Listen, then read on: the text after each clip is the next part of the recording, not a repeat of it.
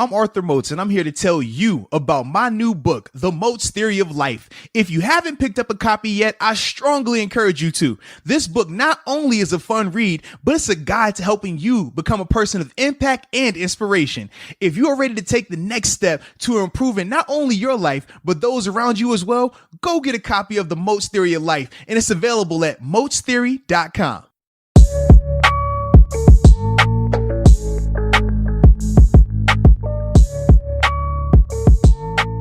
What's up? What's up? It's the Arthur Moats Experience with Deke. I'm Arthur Moats, and that's my main man, Deke. What's up, Deke? Bonus content! Don't you love it, man? We are on bye week. This one's been tough. We're on bye week right now. We're on vacay. If you haven't noticed just yet, what are you doing right now? Right now, man. Listen, but when this drops, man, my feet will be up. I will be having an adult beverage I like to call yak in my hand. I'll be yak. What's that? What? Anytime I'm drinking, I just call it yak. It could be light, it could be dark, it could be whatever. It's just yak. Because I don't like when you ask too many questions. Then you want too many details, and I might incriminate myself sometimes. So it's just yak. It's always yak. Okay. So literally, I'm going to have my yak in my hand. I'll probably, let's see. It's 1 o'clock right now as we're recording this. On the beach? I'll definitely be on the beach, man. So toes in the sand. I had me a big straw Steelers cap. I just caught me a new, it's like big joint, looks like Raiden, but straw version of it. You might have seen Mr. Rooney wear it a couple times, man. I caught me one of those strictly for the vacay. And yeah, man, that's all I'm gonna be on right now. So as this is releasing, man, when y'all watch it, that's what I'll be doing. So cheers to you guys. That's good. But for the bonus content, man, just the last one we just sent y'all, we ranked our Steelers all-time top 10 first-round draft picks, right? Anybody that was drafted in the first round by the Steelers, we ranked them in order from top to 10 in terms of who we thought has been more impactful, more valuable, brought more to the table, more to the franchise. Now we're doing just top draft picks by the Steelers all time. Yeah. So the first time, like I said, we talked about first rounders. That didn't include guys like Hines Ward, Mel Blount, Antonio Brown, Mike Webster. No. Whereas this one is going to include all of those guys in unison with your first round draft picks, your Rod Woodson's, Troy Polamalu's, Big Ben's, etc. So for me, I was more excited about this. Well, actually, I was excited about both lists, but I'm really excited about this because I can relate more to the guys on this list, being that I wasn't a first round pick. I was a sixth rounder. So just being able to talk about the different value of a guy, of what he might have done as a third or fourth rounder versus a guy that was a first rounder. Like, to me, this is the things I like to really have these debates about. So that's where we are right now, man. This one's a tough one for me. I know you're excited. I'm actually dreading this one because there's too many good players. There's too many good players, and that's I don't want to be. Though. I don't want to be leaving one person off over another, but it's gonna have to happen here, unfortunately. Listen, and I don't know, like, we just have different mentalities with this. We've always had, for the most part, throughout our list, like, there's times where I say, I'm not even, like, whenever we did the top, like, 3 or 4 Steelers of all time. Yes. Remember, like, my argument was always, like, I had Bell as my top guy. Mm-hmm. I had AB as my top guy at receiver. And I was like, the way I think of this is, all right, if I'm going into a season or if I'm going into a game tomorrow, who's the best player? And that's who I'm taking. Yeah. Whereas, like, you thought more or less along legacies, but it made for good conversation for sure. So I think even on this one we differ a little bit because I literally didn't even look at when some of these guys were drafted at all. I was just like, I'm ranking the Steelers top all-time players outside of probably Bettis because we talked about that last podcast, but that's about it. So it's going to be interesting, and like I said, I'm dreading it a little bit just because too many good players. But you want to go first? You want me to go first?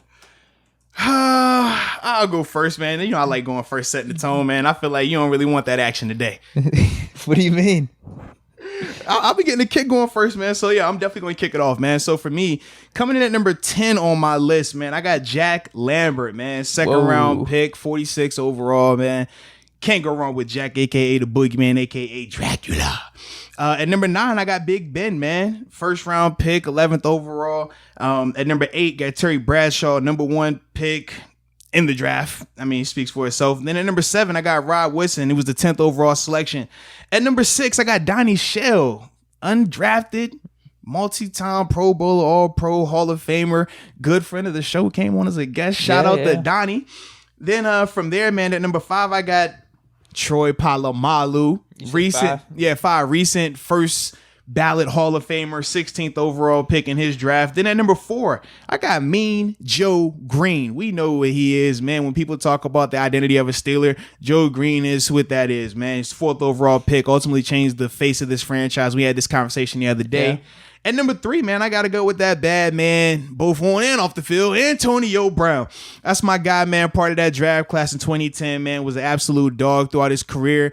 Hopefully, these can get back and he can come back, man. I was gonna mention that for our actual podcast. I'm like, when's AB getting back in the league? And the thing is, we've seen numerous teams need wide receivers and sign wide receivers. We've seen the Niners, for example, they signed J.J. Nelson and Tavon Austin the same day.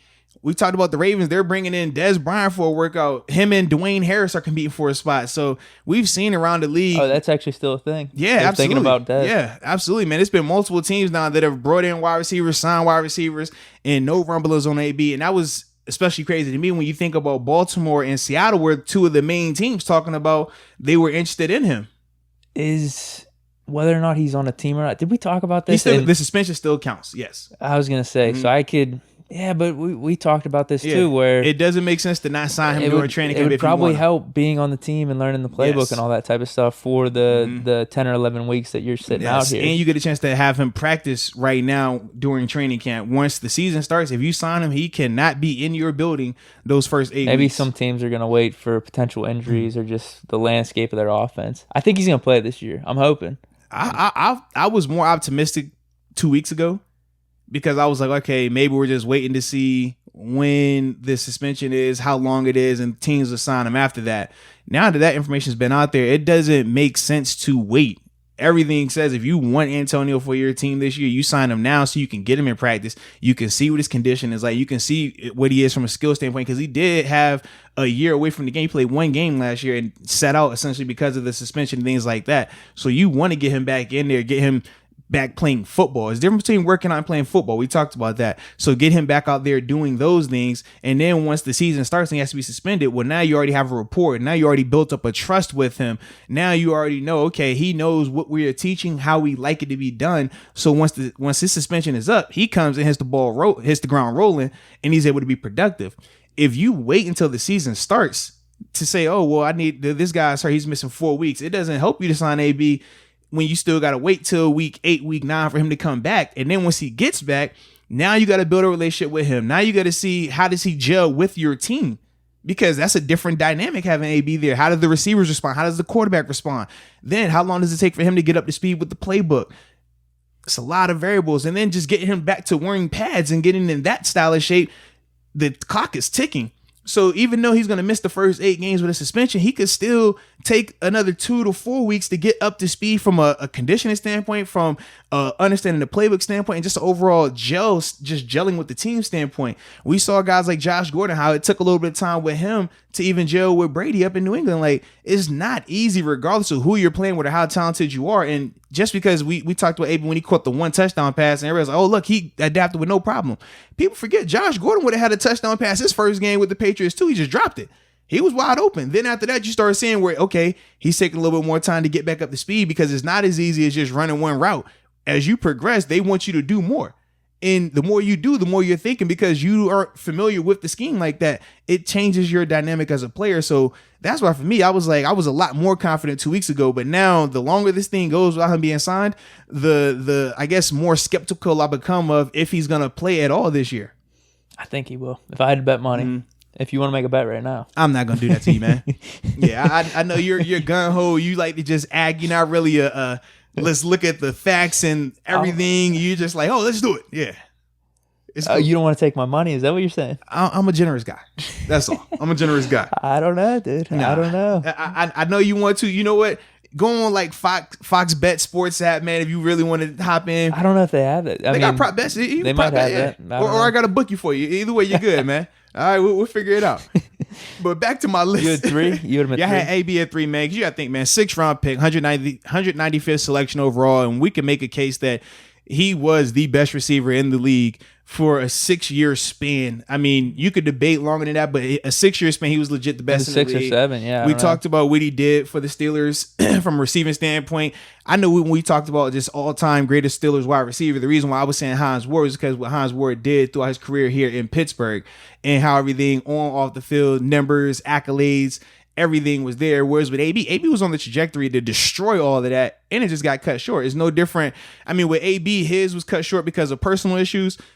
But it'll be no different if we were talking about Ryan Shazier, where he could have been, but his got cut short because of injuries. At the end of the day, it did not happen. He did not surpass Hines from a statistical standpoint, from an accolade standpoint. He just didn't do it. So that was my thing with that. But when you talk about what he's able to do out the 6th round, bro, it's insane the amount of productivity. It's insane that he grew into being the number 1 receiver, not on the team, in the league. And you can make a case for him to legit be a Hall of Famer. I feel like him and Calvin Johnson's careers are identical in terms of the amount of years they played, in terms of their yardage. Now, Calvin beats him out in all the yardage and statistical categories barely, but both of those guys are Hall of Famers, in my opinion, just when you look at what they were able to do and how productive they were. So for people to just say, well, AB had bad character issues, he shouldn't be in the Hall of Fame. Remember, it's the Hall of Fame, not the Hall of Character. Because if that's the case, we can go down the list of plenty of guys in the Hall of Fame that got some unsavory things, and I'm sure some of them are a lot worse than what AB did. So that's neither here nor there. Not making an excuse for it, just presenting facts. So that's why I got AB at 3. At number 2, I got Mel Blount, man. 3rd round pick, 53rd selection overall. Absolutely changed the way the game is played from the cornerback position. We talked about it, man. Anytime you're able to have a rule change because of your skill, because of how you play the game, that's a major statement. And then not only did they change the rule for him, and the rule we're talking about is just the 5-yard cushion for a bumper run, because it was to the point where he was ragdolling guys and receivers just couldn't do anything. But even after they changed the rule, he still excelled. It wasn't like he fell off a cliff. He still was one of the best corners in the NFL for just ever, it seemed like. And on top of that, man, he's doing that with a very stacked team. That was the argument we talked about the other day in terms of how do you value this guy versus that guy. When you're able to still stand out, get individual accolades, be a person that's talked about when you're on a team that included Terry Bradshaw, that included a Mean Joe Green, that included a Jack Lambert, a Jack Ham, all these Hall of Famers that we talked about. When you're still able to win personal accolades during the season with those guys, when you're still able to be talked about, when you're still able to have a rule change because of you, that speaks volumes. And the fact that you were in the 3rd round when you were selected, that's ultimate for me, man. So that's why I have him at number 2. And then at number 1, I feel like the top draft pick in Steelers history from a value standpoint, just an overall capability standpoint, I'm interested in personal accolades, team success, everything, has to be Mike Webster, man. He was selected in the 5th round, 125th selection overall. Hall of Famer, multi-time Super Bowl champ, changed the face of the center position. You talk about the lineage of centers that have played for the Pittsburgh Steelers, man. We go from Mike Webster, Damani Dawson. I mean, the list goes on and on. We got Marquise Pouncey in the current times. Webster, man, or Webby as we like to call him amongst the facility and stuff like that, bro, just was phenomenal, man. Phenomenal. And then obviously you think about the impact that he also had once he passed away, man, in terms of the CTE awareness and bringing everything from a global standpoint with that. Webster, man, from an on and off field standpoint, I feel like the value that came from as a 5th round selection, man. 5th rounders typically don't even make a team, man. Let's talk about how many 5th rounders we've seen be released. Nobody even thinks about it. So for him to go from being a 5th rounder to a Hall of Famer is insane. But like I said, just thinking about what he was able to do to this organization and what he was able to do to the NFL as a whole in terms of bringing awareness for CT and things like that, man, huge. So that's why I had him as the number 1 draft pick in Steelers history. Good stuff, man. Our lists are like opposite, like just, not opposite, but it's just, yeah, it's like all ups and downs. Cause I'm just thinking, like I said, like best value players outside of where they were drafted or anything like that. It's almost like my similar thinking that I was doing on the last one. That's why I pretty much have the same slots for the players that I had on the 1st round picks. And then I just inserted guys where I thought, all right, who's better or worse here or there. So that being said, I had to bump someone off actually that I didn't think I was going to do. It's not Ben, so it doesn't matter. It's okay. Yeah. My top 3 stays the same. Do we have to go over that, or can we just? Yeah, go ahead. No. Can we just say like, all right, if you want to hear about my top 3 or why I got those dudes, go ahead. Go back to the 1st round one. So we get double the views there. So because people are watching this a 1st round and that's why I'm gonna have you're gonna get a chance to explain it, because a first round ranking first rounders versus ranking overall draft picks and value is a different conversation. That's why I want to hear it, man. So go ahead. I don't know. I don't know if I really see it that way. Go ahead, drop your 10 and we'll get to it, man. You stalling. I got Jack Ham at 10. Mm-hmm. Mike Webster at 9. 8, Mel Blount. 7, AB. 6, Rod Woodson. 5, Jack Lambert. 4, Polamalu, and my top 3 stays the same. Terry Bradshaw, Joe Green, and Big Ben. Those are how the best draft picks go. Outside of value, where it was picked or anything, it was just we picked this guy and it's worked out for us. That's how it goes, man. Okay, so why do you? I want to hear your question. I guess my biggest thing is, why doesn't where a player was drafted at from an expectation standpoint, a value standpoint, hold weight when we're ranking just draft picks in general? I don't know. I don't, because like if you're talking about, hey, I got to win a game tomorrow, who am I going to go out there with? Like I said, I didn't really consider that. I was just thinking this is how I would have my all timers ranked. Because when you draft a guy, I don't know how to explain it, because the value is in what they bring to the table when they're on the team, I think. Yeah. You know what I mean? That's kind of what I'm thinking. And what they do with their Steelers career, their longevity and all of that type of stuff, no matter where you're drafted. Now, you say that, but I think that isn't accurate, because a guy like Jarvis Jones, in general, right? though, well, because a guy like Jarvis Jones, right? As a first rounder, the expectation for him was what? You wanted him to be a double-digit sack guy, like a Lamar Woodley, like a James Harrison, right? If Jarvis Jones, with his numbers as they stand, was drafted in the 4th, 5th, or 6th round, it's a totally different conversation and perception of Jarvis Jones. With Bud Dupree, right? He just had his double-digit sack season, right? This past season, and now it's changed the outlook of him. Prior to that, people were talking about, man, this dude might be a bust. He sucks. He's not productive. Look at TJ Watt, right? We said if Bud was a 3rd-round pick or even a 2nd-round pick, the perception on him is drastically different. So that's why, even though you just said that, I personally don't believe it, because we've seen and had these conversations about different players in terms of just when they're drafted, there's an expectation that goes with them. And that goes with the pedigree of a player. You take out in the 1st round because you think that he could change the face of your franchise, whether it's the playmaking ability, the speed, the whatever it is, you drafted him there for a reason. That's why, because he's so valuable and you want him to play up to that standard. So that's why when you get a guy in the 3rd round, 4th round, or 5th round who you don't have those expectations for, we talk about how we're extremely high on Chase Claypool this year, right? Because where he was drafted, even higher now after these last couple of weeks. But we're super high on him, right? But if I were to say, hey, what about Antoine Brooks Jr.? The expectation for Antoine Brooks Jr. is nowhere near the same. The expectation, the overall, what you think he can do to the team. If Antoine comes out there and they were to say he's starting over Minkah Fitzpatrick today, you'd be like, you're absolutely bonkers. You lost your mind. Now let Brooks grow into a Hall of Famer and have this illustrious 15-year career. Well, then we'll be over here singing a different tune. We'll be like, oh man, yeah, he should have been the guy. But right now, because where he's drafted at, that's not the case. If we talk about with Big Ben, right?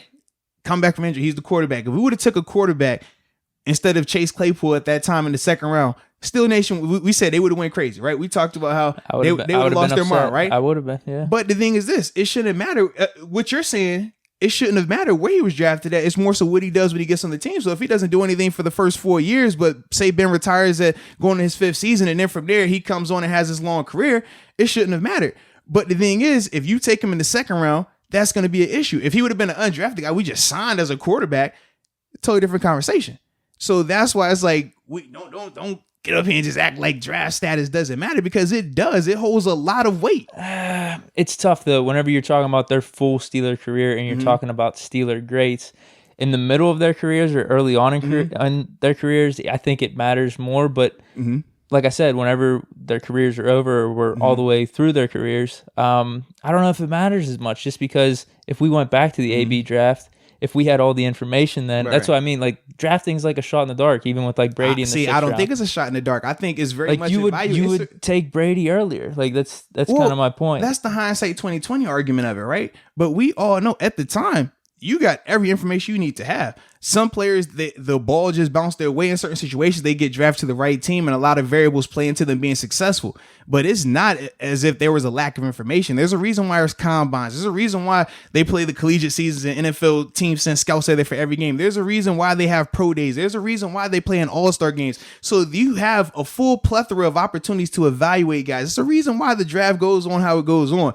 So don't make it as if it's just some crapshoot, because it's not. The difference is some players are able to translate their game and carry it over to the NFL level and be successful. Some guys are not. Some guys deal with injuries. A lot of variables that play into it. But to act as if their draft standing doesn't hold weight in their all-time ranking, that I think is. I don't think we're thinking of Brady as a 6th rounder, AB as a 6th rounder. That's the reason why we talk about Brady so much, and we give him so much love, because we say he was a 6th rounder. We say that's what makes Brady so much better, was because he was taken in the 6th round. He wasn't a first-round pick that had everything handed to him. He was a guy that the team didn't even know if he was going to make the team at the time. And then when he got the opportunity, they were still trying to replace him. Then he had to prove it. When you're a first-round pick, that's not the case. When you're a first-round pick, everything is laid out nice for you. You fly on a private jet to the facility, man. They treat you special. They make sure everything is accommodated for you to be successful. You could say that could be a detriment, though, too, depending on the person. Okay, you can make that debate, but I guarantee a lot of people rather take that detriment than being the 6th or 7th or undrafted guy, where they're saying, hey, you're coming into a room where we already have our lineup. You got to have to take somebody's job. In terms of making money and being set in life, but in terms of making the team. That's the difference. In terms of making, you talk about first year pressure. Ben's first year pressure was what? Come in here and perform, right? But pressure builds diamonds. That's what they say, right? So hear me out. So the pressure on Ben was what? Come in here as a first round pick and produce. Come in here as a first round pick and be the reason why we can be successful. Come in here and be the first round pick and be the face of the franchise, right? So the pressure is on him to perform, not on him to make the team, not on him to beat somebody out, not on him to impress the coaches enough that, hey, they're willing to take this guy off the roster and put you on the roster. That's a different level of pressure. It's easier to, and I'm not saying it's easy, but it's easier if we're going to 10, right? We're trying to get to level 10 and you start as a first round draft pick, you start on level 5 compared to if you're an undrafted guy or a late round draft pick, you might be starting at 0 or even in the negative in some cases.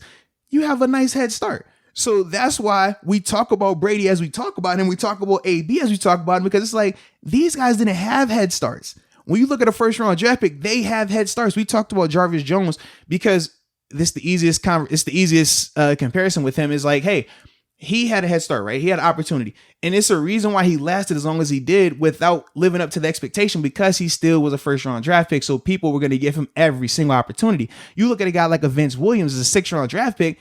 That was not the case. If Vince wasn't balling out every opportunity he got, he would have been cut. He would have never had the opportunity to play and grow into the player that he is today. Now we talk about Vince, we can say, oh yeah, Vince, starting linebacker of the Pittsburgh Steelers, has had 10 sacks in the season before, vocal leader and all these other things.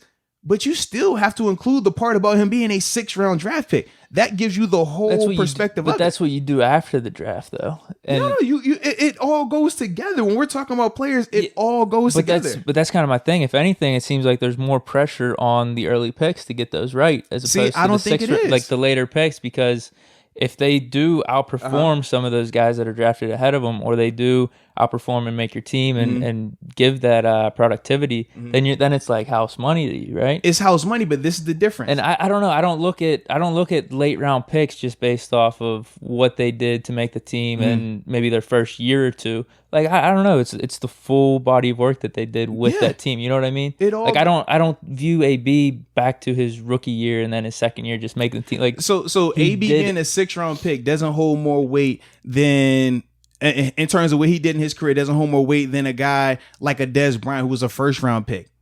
AB was just better though. That's the thing. No matter what. Not when he first came out, he was not. He grew into being better. When he first came out, he was not better. That's why he was in the 6th round. It's the reason why multiple teams passed on him round after round. So to say that you don't want to even include that is that'd be like if we're talking about a QB and we're talking about, hey, we're going to rank his passing yards, his touchdowns, but we're going to leave interceptions out, or we're going to leave passing attempts out. That doesn't count. No, it does count. It plays a part of the story. It gives you context. If I say a guy threw for 5,000 yards but only had 300 attempts, that's a lot better than a guy that threw for 5,000 yards with 600 attempts. It tells you the story. It gives you details of the story. It gives you the minutia of it. If you're just out here just trying to pick certain parts of it and forget of it. It is a part of it, but I think all these guys are that great. It's not, though. You said that it's not, though. That's what you said. It's not a big part of it because Brady's great for his whole career, not just his rookie year, just making the team. Yeah, and all. Same with AB. Listen, same with any of these guys. No. You're minimizing by saying they're great because they just made the team. I'm not saying they're great because they just made the team. I'm saying the adversity they had to overcome to grow to where they were. That's why it adds to what they did. It's like if you get a nice birthday cake. I agree with you on that. But like, this is what it is. But so everything we made a cake, equal. Right? So look, we made a cake because everything is not equal. That's why you got draft picks. That's why you got people to go first round, second round, third round, and so forth. So just hear me out. We all got a cake here, right? Okay, we got a cake. If you are a first round draft pick, your cake is already made, it's pretty, it's nice, right? And it's still a good cake. It could be a great cake. It could be the best cake ever, right? Now, this guy right here, he came in undrafted. He didn't even have the ingredients to make the cake. At least this guy's cake was already made. He just had to polish it up a little bit, shape it up, trim it up, put some sprinkles on it. This guy right here, he had to go out here and find the cake batter. He had to go find the oven to put it in. He had to go find the recipe for it. Then after that, he had to go find icing. Then he had to go find everything. He had to do all of it a lot harder than this guy who already had it there for him. That's why if you do it as a mid or later round guy, it does hold more weight because it's a lot harder to do. The pressure of a guy just having to perform versus the pressure of a guy having to perform and persuade the team to say, okay, I will make the decision to keep this guy over that guy. It's something that Ben Roethlisberger has never had to understand, has never had to feel. It's night and day. It's a difference. But to perform and also keep performing and perform at an amazing level, if you I don't care where you're drafted. Yeah. Like if AB was drafted in the first round and you have another dude that's drafted in the fifth or sixth round and they're worse, AB's a better draft pick. Even if the fifth or sixth rounder had a really good career, I'm still taking AB. Okay. That's I just look at it like some people if you did disagree, did the Des Bryant AB situation, Des Bryant picked in the first round, AB picked in the sixth. There's more value in AB because he was a sixth round pick. If Des Bryant has AB's numbers, AB has Des Bryant numbers. I'm still taking Des Bryant then, just because he has the better numbers, no matter where he's drafted, first round or sixth round. Okay. That's me, dude. I don't care about where you're drafted. Like, so if that's the case, then if we don't care about where we drafted, why do we draft guys where we draft them at then? Because you said you don't care, so why do we draft them where we draft them at then? You're taking your best guess of who's going to be a superstar. So why do we draft the guys where we draft them at then? We should just draft whoever. Or we should just flip flop the draft then. The guys that, hey man, it doesn't matter. Let's take Carlos Davis in the second round this year. I guarantee people would have lost their mind, right? Like I said, you would have taken AB in the first round easily if you knew all this. No. All the facts were there. All the information was there. It's not as if they did not have the information. It's a reason why scouting departments work year round. It's a reason why they have boards on every person. They watch every single clip. They talk to every single coach they work with. They come and see them in practice. They come and see them at a combine, at a pro day. The whole narrative of, oh, it's a crapshoot, they don't have the information, they don't know, is absolute nonsense. That is not the case, baby. That is not the case. No, you do your best, but picks are going to be 50%. They work out. Some players are good. Some players are not. Some players produce. Some players don't. At the end of the day, it's a lot easier to do it when you already have that head start. It's draft privilege. That's what it is. When you're drafting the first, that's tough when you have so many late round dudes. Wait a minute. You're an example though. Exactly, and that's why I'm telling you, I value my career a lot more than some of these guys who in the first or second round who had similar numbers but did not live up to the hype, because it's a lot easier. But did you outperform? Wait a minute, I did. If you did outperform, listen, then yeah. It's some situation where my numbers were identical to first round draft picks. Some were exact identical. Me being a sixth rounder, yes, that's a plus for me in that conversation, because hey, I didn't draft this guy in the first round. We didn't invest all this in there. If we invest all this in you and you aren't living up to the expectation, well, dang, I should have drafted somebody else there instead. But this guy who I didn't even think was going to make the roster gave me that same type of productivity. Yes, I hold him at a higher standard to that. I value him a lot more because I didn't even think he was going to be here. I didn't even think that I needed to draft I didn't think I needed to draft him early enough because I didn't think he was going to grow into that. But since he did, this is even better. That is the thing. That's why value is a part of it. If that's the case, we should spend $100 on everything regardless of how valuable it is. If it doesn't matter. Value matters. When we talk draft, it matters. That's the purpose of it. That's why a guy that does something in a late round that's just as good or better than the guy in the first round, that's why that value is so much more, because nobody expected it. Nobody thought that could happen. Okay.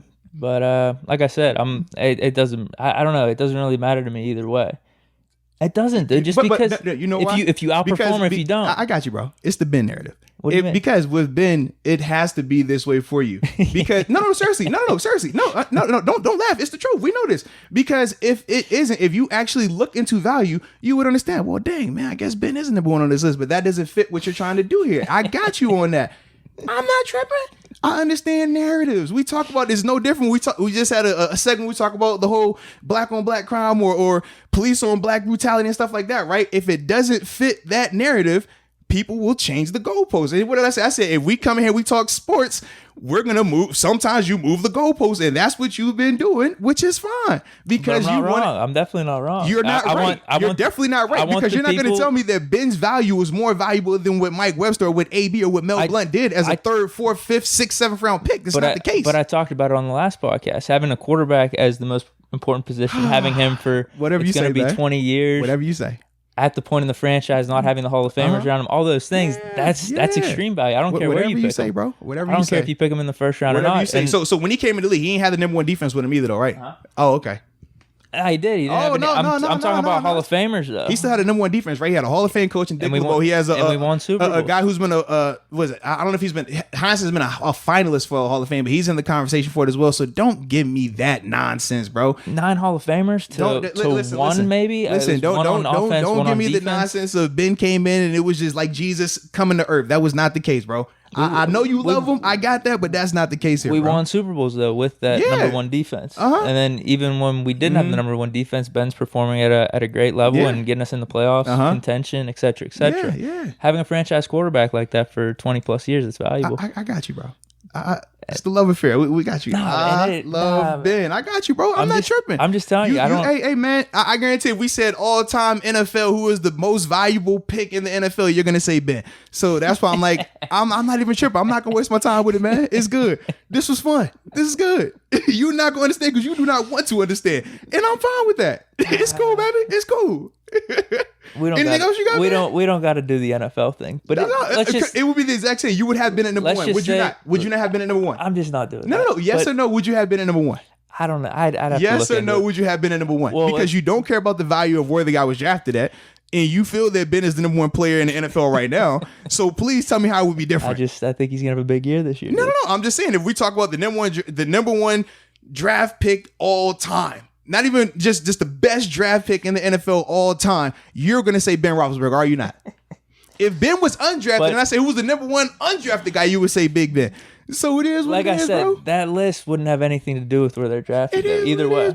Either way. It is. No, like I would have AB over X receiver because he's AB. This is the thing. When you talk about the value that comes with a draft pick, the slot of the draft pick, the value, it's a reason why there is value associated with it. It's a reason why different money is dished out because of that. So to act as if value doesn't matter is asinine. But I understand because of your love for Ben, you're going to make this narrative about Ben. That's why I'm not about to go back in a circle with you for the 30th time of trying to explain the difference between value of a draft pick and not. Because if you don't understand that value, you don't want to. I get the value. I don't care about it if we're talking about draft picks at the end of careers. About the value. So that's why for me, I'm like, I'm not about to continue the conversation of value when you don't care about value. You just said it. Like I said, if I'm ranking Brady somewhere, I don't care if he was a 6th round pick. That's how good he's been throughout his career. That's fine. Brady versus Mahomes. I don't care if Brady's a 6th rounder or Mahomes is a 1st rounder. Who had the better career at the end of the day? You got it, man. Brady versus Manning. Manning was a 1st rounder. Brady 6th rounder. I don't care. I just don't care. Who had the better career? You got it, man, because that's what warrants a narrative draft with pick. Big Ben. I got you. So that's why I'm not. Listen, it ain't like that. It's no different than if I'm sitting here talking to this wall. That's what I just did for 40 minutes. So I'm not talking to the wall anymore. I'm done with this conversation, baby. If you got anything else you want to say, you let me know. If not, we good. No. I'm not going there again, bro. It's Ben or not. I'm telling you how it is. Ben or not. Cool. Because you have Donnie Shell on there. Like I would have. I don't know where you had him. He was an undrafted guy. Yes, I have him on my top 10 No, I know. list. Where do you have him on your list, though? I don't even remember. Like I said, I'm not talking about. But I would have Woodson, Lambert, Polamalu, Mel Blount. Like I would have those dudes over Shell because they were better players. It's cool, bro. Like I said, I'm not tripping, man. I'm not tripping. And I'm not even going to get to the point where you got Ben, who's not even in the Hall of Fame yet, above first ballot Hall of Famers. Guys with multiple Defensive Player of the Years or league MVPs and things of that nature. That's a whole nother conversation. Well, we did that. No, it's guys up here Mike Webster has all those things as well. That wasn't on the conversation the other day, but it's cool. It's cool. Like I said, but Mike Webster's in the same vein with all these guys. It's good, baby. So I ain't tripping. You could listen to the. You got it, bro. One. You got it. Wait, are we done with this? Like I said, I'm not about to talk in circles again, baby. It's a reason why value is important in life in general. And if you don't understand it, or no, you said you understand it, you just don't care about it. There's nothing else to talk about. I'm good. you said you don't care about value with it. That's what you told me. You perform or not. Yeah. You perform or not. Like I said, I'm good with it, baby. All right, man. All right. I guess that's it, dude. I guess so, man. If you don't understand value, you don't care about the value it is. I understand that. Like I said, you understand, you just don't care about it. So we're good, bro. You did say that for a fact. You said I don't care about. Whenever the value. I'm ranking all-time greats, I don't. Yeah, that's cool. It's if you performed or not. I don't care where you're drafted. Was this conversation an all-time greats conversation or just the top draft pick conversation? Because top draft pick is the value. That's the conversation. I told you that at the beginning. I wasn't. Yeah. I straight up wasn't considering that. I was like, we drafted this person. Who's the better player? Yeah, if we said, hey, we're gonna rate just the best players in Steeler history, that's a different conversation. Best player in Steeler history, that's not draft. That means a guy came over through free agency. Kevin Green is an example. He could be listed up here, right? What he was able to do in his short time. I don't know if he makes the cut. Yeah, but I'm just saying what he was able to do, right? He wasn't drafted here. Talk about Bettis being in here. We talk about it. Bettis all time great. We talk about that. He wasn't a part of the draft. That's why he's not included on the list. So we can go down there. That's a different conversation in terms of ranking your all-time greatest Steelers.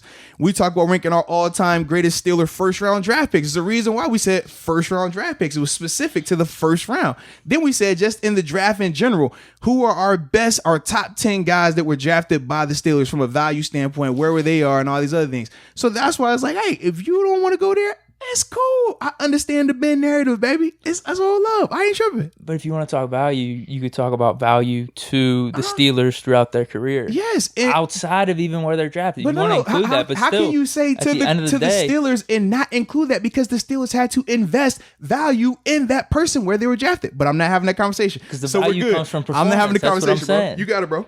You got it. It's all love. All right, man. I'm good.